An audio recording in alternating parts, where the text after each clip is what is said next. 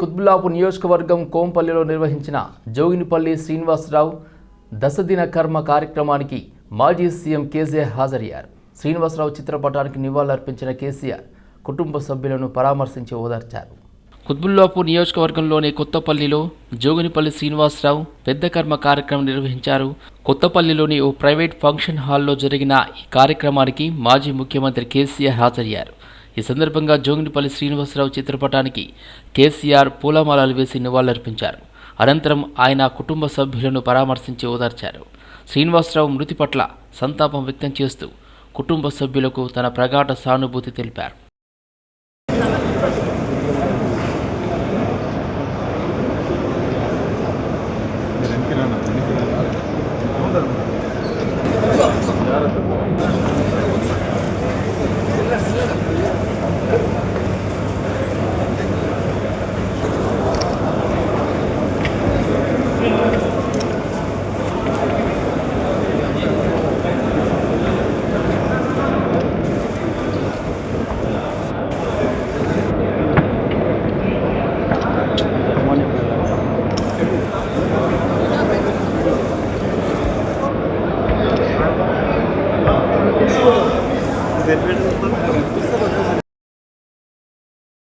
గాంధీ భవన్లో TPCC general secretary Cheragani Dayakar media సమావేశం నిర్వహించారు. ఈ సందర్భంగా బీజేపీపై తీవ్ర విమర్శలు చేశారు.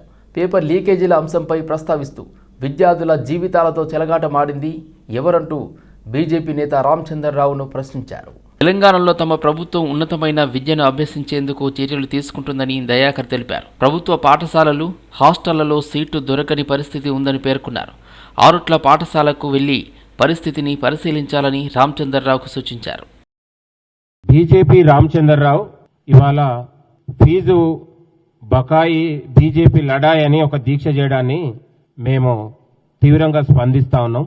తెలంగాణ రాష్ట్రంలో కాంగ్రెస్ ప్రజాపాలన వచ్చిన తర్వాత 10 ఏళ్ల విధ్వంసం అయిపోయినటువంటి ప్రభుత్వ విద్య కావచ్చు, యూనివర్సిటీల విద్య కావచ్చు, తెలంగాణలో ప్రభుత్వ పాఠశాల విద్య కావచ్చు, దాన్ని మొత్తం కూడా పునర్నిర్మాణం చేసి విద్యార్థుల భవిష్యత్తును తీర్చిదిద్ది తెలంగాణ రాష్ట్రంలో ప్రభుత్వ పాఠశాలల్లో అడ్మిషన్ దొరకలేని సందర్భాలు ఇవాళ తెలంగాణలో ఉన్నాయంటే గౌరవ ముఖ్యమంత్రి రేవంత్ రెడ్డి గారి ప్రజాపాలనలో ప్రభుత్వ విద్యకు, పాఠశాల విద్యకు పెద్దపీట వేసి 22,000 కోట్ల రూపాయల బడ్జెట్ను కేటాయించి తెలంగాణలో ఇవాళ ప్రభుత్వ విద్యకు పెద్దపీట వేసినటువంటి ఘనత మా ప్రభుత్వానికి, గౌరవ ముఖ్యమంత్రి రేవంత్ రెడ్డి గారిది అనే విషయాన్ని ప్రతి మండలంలో తెలంగాణ పబ్లిక్ స్కూలు, ఇంటిగ్రేటెడ్ స్కూల్ను, యంగ్ ఇండియా స్కూల్స్ను ఏర్పాటు చేసి తెలంగాణలో ఒక నాణ్యతమైన చదువులకు ఇవాళ పెద్దపీట వేసి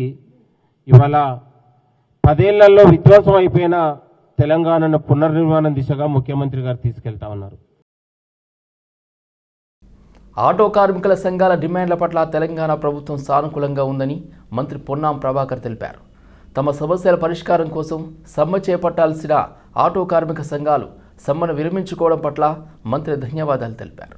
కార్మికుల సమస్యలను ప్రభుత్వం పరిశీలించింది, సాధ్యమైనంత మేరకు పరిష్కరించేందుకు చర్యలు తీసుకుంటుందని ఆయన పేర్కొన్నారు. ప్రభుత్వం, కార్మిక సంఘాల మధ్య చర్చల ద్వారా సమస్యలకు పరిష్కారం లభిస్తుందని మంత్రి ఆశాభావం వ్యక్తం చేశారు. తెలంగాణ ఆటో కార్మికులకు సంబంధించి చాలా కాలంగా దీర్ఘకాలిక సమస్యలు ఉన్నమాట వాస్తవం.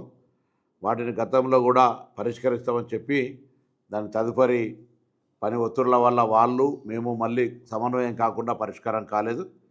కానీ ఈరోజు రవాణా శాఖ కమిషనర్ ఇలంబర్తి గారి నాయకత్వంలో మా additional transport commissioner, joint transport కమిషనర్లు ఆటో కార్మికులతోటి చర్చలు జరిపిన సందర్భంగా ఈ సమ్మెను నివారించి ఆటో కార్మికులు ఎదుర్కొంటున్న సమస్యలు పరిష్కరించడానికి ప్రభుత్వం సానుకూలంగా స్పందించిన మాటని సందర్భంగా తెలియజేస్తా ఉన్నాను.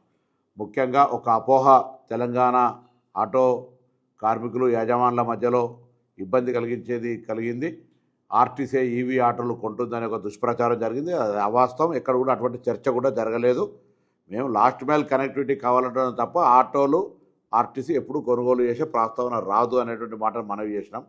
దాంతోపాటుగా ఈరోజు 2012లో పెంచినటువంటి మీటర్ ఛార్జీలను పెంచాలని చెప్పినారు. ప్రభుత్వం ఇన్ ప్రిన్సిపల్గా అగ్రి అయింది. అందుకు సంబంధించి వాళ్ళతోటి డిపార్ట్మెంట్ పరంగా చర్చలు చేసి త్వరలోనే అందుకు సంబంధించినటువంటి అధికారిక జీవోలు ఇవ్వడం జరుగుతుంది. నవ కంటోన్మెంట్ నిర్మాణంలో భాగంగా క్లీన్ కంటోన్మెంట్ మిషన్ చేపట్టాలని ఎమ్మెల్యే శ్రీగణేష్ సూచించారు. కంటోన్మెంట్ బోర్డు జనరల్ బాడీ సమావేశం బోర్డు కార్యాలయంలో బ్రిగేడియర్ రాజీవ్ అధ్యక్షతన జరిగింది. తాను నియోజకవర్గంలో నవ కంటోన్మెంట్ నిర్మాణానికి సంబంధించి పర్యటించిన సమయంలో పలు సమస్యలను గుర్తించానని ఎమ్మెల్యే తెలిపారు. ముఖ్యంగా బోర్డు పరిధిలోని అన్ని వార్డుల్లో అక్కడక్కడ చెత్త పేరుకుపోయి దుర్గంధం వెదజల్లుతుందని, దీంతో ప్రజలు అనారోగ్యానికి గురయ్యే పరిస్థితి ఉందని చెప్పారు. ప్రజల ఆరోగ్యాన్ని దృష్టిలో పెట్టుకుని వెంటనే క్లీన్ కంటోన్మెంట్ మిషన్ చేపట్టాలని ఎమ్మెల్యే సూచించారు. ఎజెండాల అంశాలతో పాటు ముఖ్యమైన అంశాలు ఈరోజు కంటోన్మెంట్ ప్రజలు ఏదైతే ఇబ్బంది పడుతారో దాని మీద ఎక్కువ మటుకు దాని మీద చర్చించబడేది. ముఖ్యమైన విషయం ఏంటో మీకు అందరికీ తెలుసు, ఎక్కడ చూసినా చెత్త సమస్య ఎక్కువ ఉంది.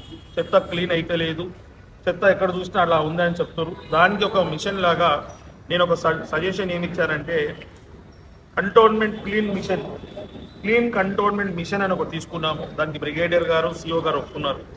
క్లీన్ కంటోన్మెంట్ మిషన్ దాని ముఖ్య ఉద్దేశం ఏంటంటే ఎక్కడ కూడా రోడ్ల మీద కచరా ఉండొద్దు, క్లీన్ అండ్ గ్రీన్ ఉండాలి. దానికి ఒక 8 రోజులు 8 వార్డులు నేను సిఓ గారు నామినేటెడ్ మెంబరు ఇంకా ఎవరెవరైతే రెస్పాన్సిబుల్గా ఫీల్ అవుతారో ఈ కంటోన్మెంట్ ప్రాంతం క్లీన్ ఉండాలని వారందరినీ భాగస్వామ్యం కావాలని కూడా మీడియా ద్వారా వారిని కోరుతున్నాను. మొదటిగా వార్డు 2 నుంచి స్టార్ట్ చేసుకొని తర్వాత వార్డు 3 రోజు ఒక్కొక్క వార్డుగా తీసుకొని మొత్తం కంటోన్మెంట్లో ఈ చెత్త అనేది లేకుండా ఒక పద్ధతిగా ఉండే విధంగా, ఏ విధంగా అయితే వేరే చోటాలు ఎట్టుంది మనము డస్ట్బిన్లలో వేసుకుంటారు, వారు వచ్చి కలెక్షన్ చేసుకుంటారు, క్లీన్ ఉంటుంది. ఇక్కడ అట్లా లేకుంటే మీరు వార్డ్ 2లో ఎక్కడ వెళ్ళినా కూడా రోడ్ల మీద చెత్త ఉంది, వార్డ్ 3లో వెళ్తే కూడా చెత్త ఉంది. కాబట్టి అలా ఎక్కడ చెత్త ఉండకుండా చూడాలనేది ఒక ఆలోచనతోటి అది తీసుకున్న నిర్ణయం. రెండో ముఖ్యమైన విషయం ఏంటంటే మీరు ఎక్కడ చూసినా మోరీలు పొంగుతుంది, బయట అంతా నీళ్ళు వస్తుంది. గచ్చిబౌలి అంజయ్య నగర్లో నిర్మాణంలో ఉన్న భవనం కూలిన ఘటనలో పోలీసులు కీలక చర్యలు చేపట్టారు. ఈ కేసులో ప్రధాన నిందితుడిగా ఉన్న బిల్డర్ సయ్యద్ సాజిద్ను రాయదుర్గం పోలీసులు శంషాబాద్లో అరెస్ట్ చేశారు. దేశం విడిచి పారిపోయేందుకు ప్రయత్నిస్తుండగా అతన్ని అదుపులోకి తీసుకున్నట్లు పోలీసులు వెల్లడించారు. ఆగస్టు 22న మధ్యాహ్నం అంజయ్య నగర్లో నిర్మాణంలో ఉన్న G+6 అంతస్తుల భవనం ఒక్కసారిగా కుప్పకూలింది. ఈ ఘటనలో శిథిలాల కింద చిక్కుకున్న మధ్యప్రదేశ్కు చెందిన టైల్స్ కార్మికులు ఉమేష్ కరే, మహిపాల్ బలావి మృతి చెందారు. భవనం కూలడంతో పక్కనే ఉన్న జయదర్శిని రెసిడెన్సీ C బ్లాక్ కూడా దెబ్బతింది. పలువురు గాయపడ్డారు. ఘటనపై ఫిర్యాదు మేరకు రాయదుర్గం పోలీస్ స్టేషన్లో కేసు నమోదు చేసి దర్యాప్తు చేపట్టారు. పోలీసులు దర్యాప్తులో భవన నిర్మాణానికి అవసరమైన అనుమతులు తీసుకోలేదని, తప్పనిసరి సెట్ బ్యాక్ నిబంధనలు పాటించలేదని, పక్కనే ఉన్న నాలాలను ఆక్రమిస్తూ నిర్మాణం చేపట్టినట్లు గుర్తించినట్లు పోలీసులు తెలిపారు. హైదరాబాద్లో భారీగా గంజాయి పట్టుబడింది. విశాఖపట్నం నుండి న్యూఢిల్లీకి గంజాయిని అక్రమంగా రవాణా చేస్తున్న అంతర్రాష్ట్ర గంజాయి వ్యాపారిని commissioner task force Abids road పోలీసులు అరెస్ట్ చేశారు. ఈ సందర్భంగా గంజాయి రవాణా చేస్తున్న వ్యక్తిని అదుపులోకి తీసుకున్నారు. అతడి వద్ద ఉన్న 2 ఎయిర్ క్యారీ బ్యాగులు, 2 పెద్ద బ్రీఫ్ కేసులను తనిఖీ చేయగా బ్రౌన్ టేప్తో చుట్టిన 24 సీల్ ప్యాకేజీల్లో సుమారు 48 కిలోల ఎండు గంజాయి గుర్తించి స్వాధీనం చేసుకున్నారు పోలీసులు. గంజాయితో పాటు ఓ వివో మొబైల్ ఫోన్ను కూడా పోలీసులు స్వాధీనం చేసుకున్నారు. స్వాధీనం చేసుకున్న మొత్తం వస్తువుల విలువ సుమారు 24.50 లక్షలు ఉంటుందని పోలీసులు తెలిపారు. హైదరాబాద్ మారడపల్లిలోని బృందావన్ ఆసుపత్రిలో మహిళ మృతి తీవ్ర ఉద్రిక్తతకు దారితీసింది. దివ్య అనే 30 ఏళ్ల మహిళ కడుపులోని గడ్డను తొలగించేందుకు ఆసుపత్రిలో శస్త్రచికిత్స చేయించారు. అయితే శస్త్రచికిత్స అనంతరం వైద్యం వికటించి దివ్య మృతి చెందినట్లు కుటుంబ సభ్యులు ఆరోపిస్తున్నారు. వైద్యుల నిర్లక్ష్యం కారణంగానే ఆమె మృతి చెందిందని ఆరోపిస్తూ బంధువులు ఆసుపత్రి వద్ద ఆందోళనకు దిగారు. ఆగ్రహానికి గురైన బంధువులు ఆసుపత్రి అద్దాలను పగలగొట్టి నిరసన వ్యక్తం చేశారు. చికిత్స చేసిన వైద్యులు ప్రస్తుతం అందుబాటులో లేరని, పరారయ్యారని కుటుంబ సభ్యులు ఆరోపిస్తున్నారు.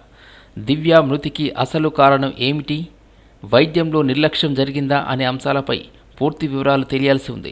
ఘటనపై పోలీసులు, వైద్యాధికారులు విచారణ చేయాల్సి ఉంది.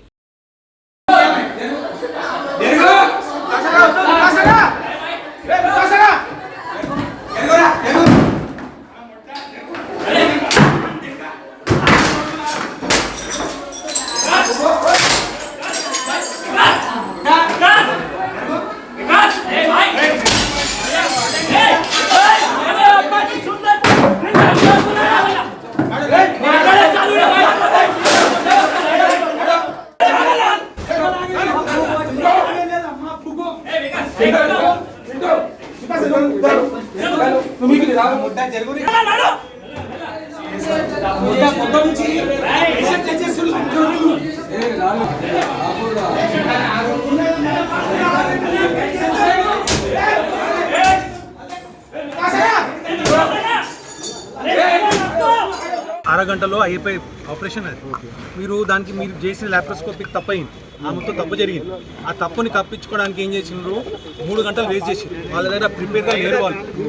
ఆపరేషన్కి ఏమి వాళ్ళు దాంట్లో 8 యూనిట్లు తెప్పించుకున్నారు.